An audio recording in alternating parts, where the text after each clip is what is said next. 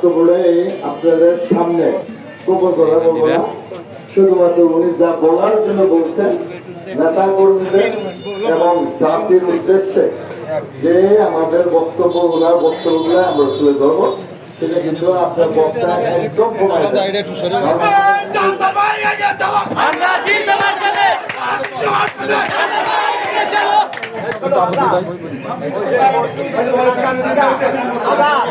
সংগ্রামী সাথী ও বন্ধুগণ, আমাদের মাঝে আজকের প্রধান অতিথি মাদারীপুর জেলা বিএনপির সদস্য সচিব, সবসময়ের জন্য আমাদের দক্ষিণ বাংলার সবসময় মাথার মণি যারা জাহান ভাই আমাদের মাঝে উপস্থিত হয়েছেন।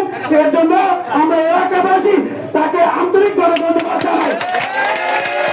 ধন্যবাদ জানাই।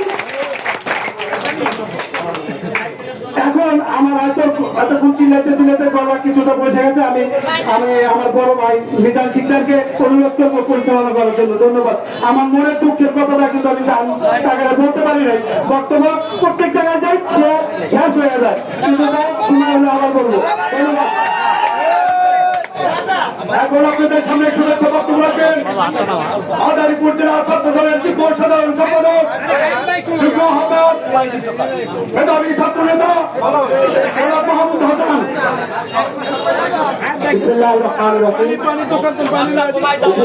আজকের সভার সম্মানিত সভাপতি, উপস্থিত অন্যান্য নেতৃবৃন্দ, সবাইকে সংগ্রামী শুভেচ্ছা।